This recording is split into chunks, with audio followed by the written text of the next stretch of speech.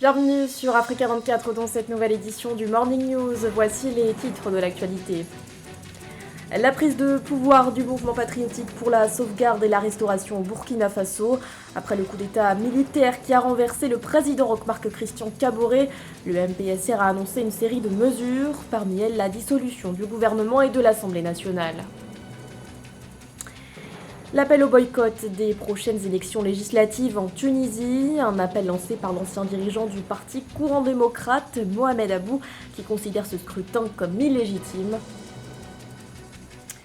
Et puis 2022, année qui marque le retour de l'Angola sur les marchés financiers internationaux. Les détails à suivre dans ce journal.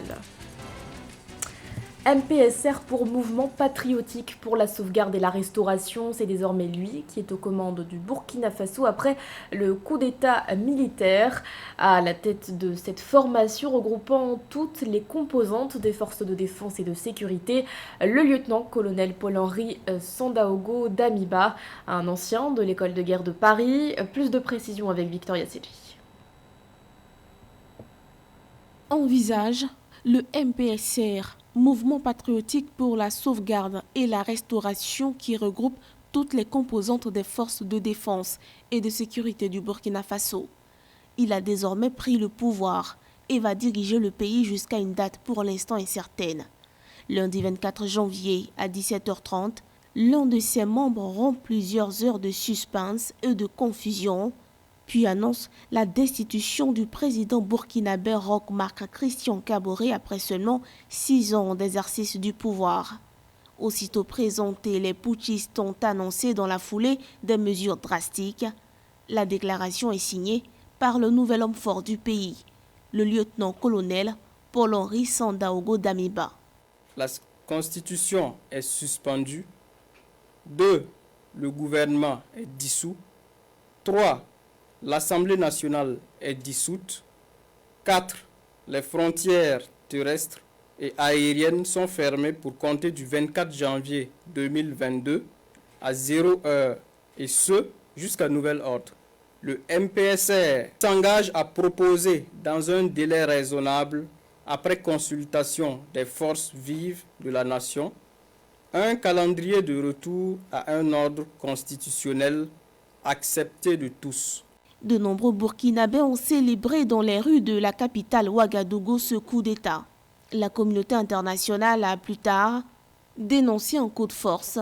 Un peu plus tôt dans la journée, la communauté économique des États de l'Afrique de l'Ouest a vite fait de le condamner, déclarant qu'il ne serait toléré.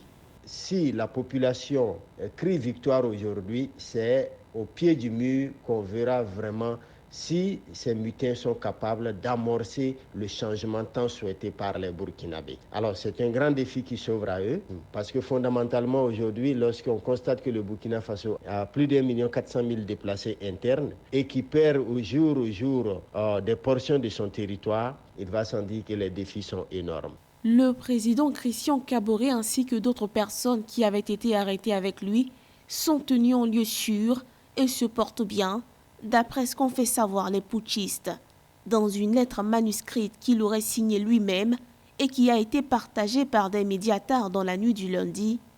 Le président Christian Kaboré entérinait sa démission. On reste au Burkina Faso où les frontières aériennes ont finalement été rouvertes. Une mesure annoncée par la junte ce 25 janvier. Concernant les frontières terrestres, les militaires indiquent qu'elles resteront fermées, exception faite pour certains véhicules, ceux dédiés à l'aide humanitaire ou encore ceux transportant des denrées de première nécessité.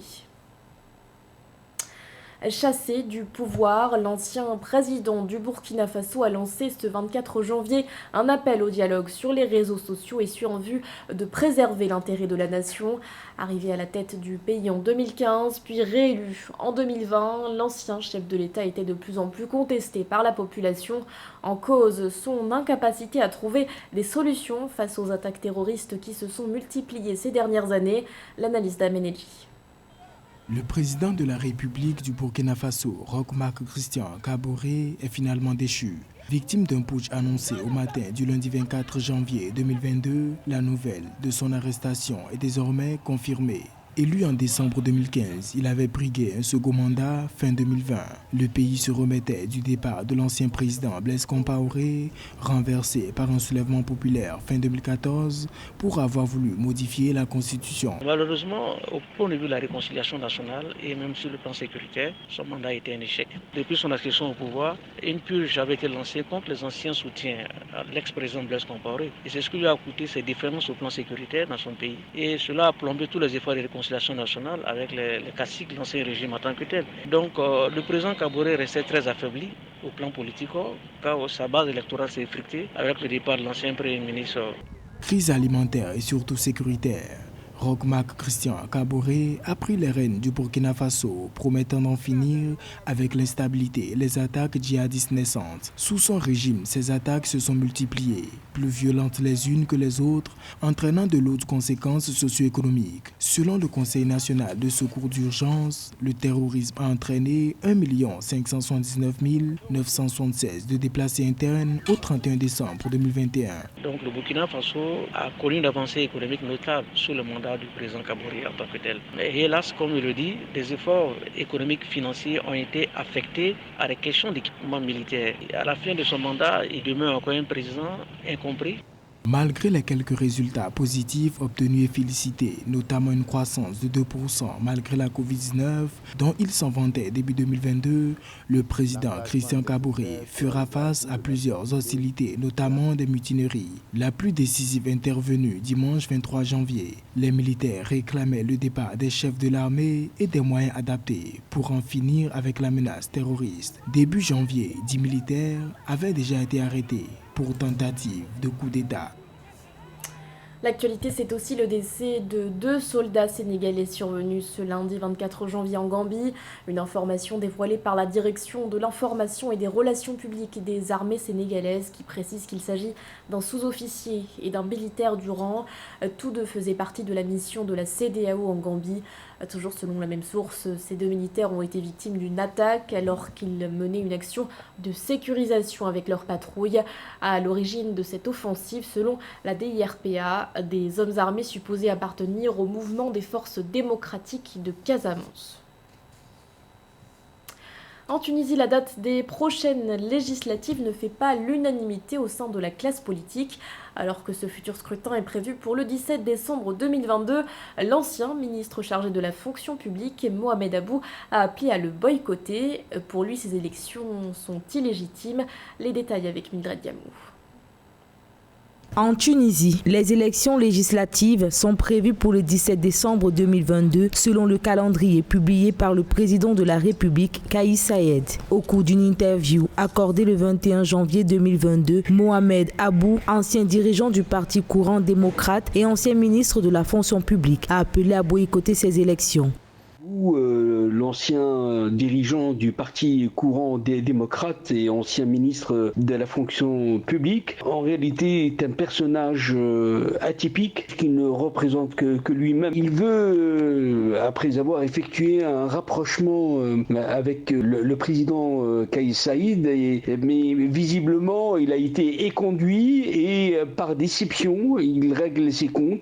Pour l'opposant Mohamed Abou, la date fixée pour les législatives n'est pas convenable. Il a qualifié ces élections d'illégitimes, indiquant qu'elles s'inscrivent dans le cadre d'un coup d'État. L'ancien dirigeant du Parti courant démocrate estime que le chef de l'État aurait pu organiser des élections anticipées afin de préserver la légitimité constitutionnelle. Je pense que cet appel de boycotter les élections législatives prochaines est un appel qui va véritablement tomber comme un soufflet. Il n'aura aucun effet parce que le pays est réellement préoccupé par d'autres choses, notamment la cherté de la vie, la crise économique.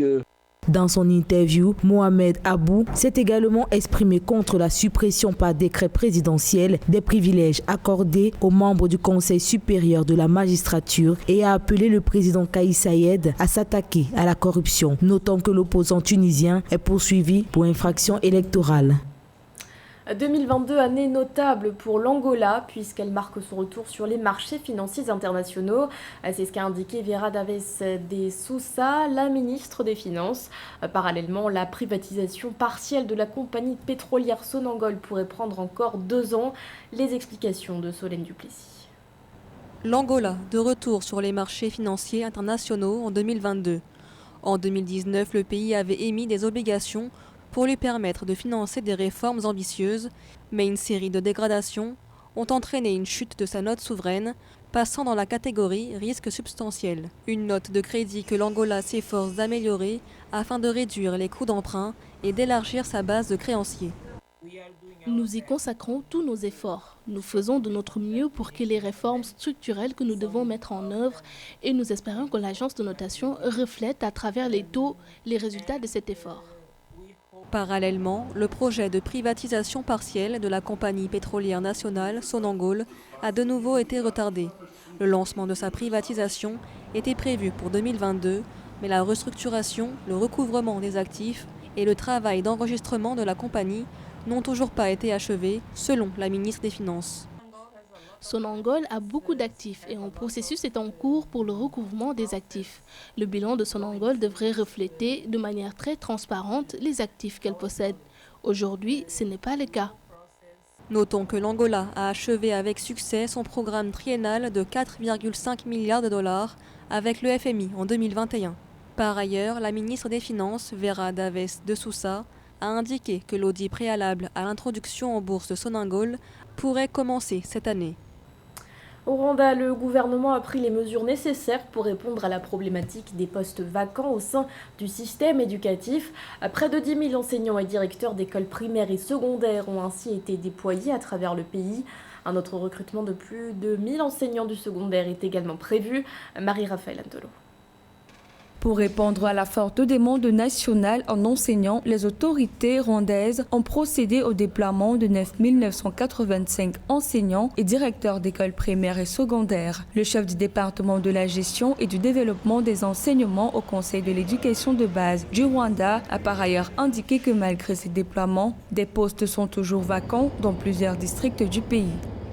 À mon humble avis, ce redéploiement est salutaire et le bienvenu dans la mesure où les établissements où le manque de personnel se pose sera comblé. Selon le chef du département de la gestion et du développement des enseignants du Rwanda, la demande des districts en encadreurs s'élevait à 12 993 enseignants et chefs d'établissement. Ces demandes interviennent par ailleurs à la suite de la construction des salles supplémentaires pour réduire la congestion des élèves qui vise à réduire le ratio élèves par enseignant. Une mesure par ailleurs motivée par les menaces de la Covid-19 dans le pays.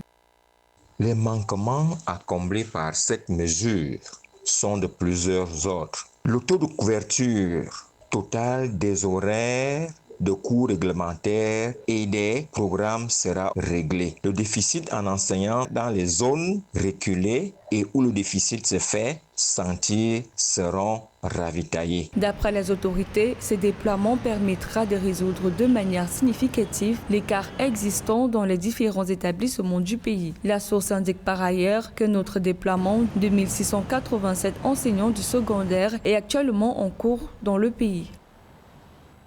Ce journal a été réalisé par l'ensemble de la rédaction. Merci de votre fidélité. L'actualité continue sur Africa 24.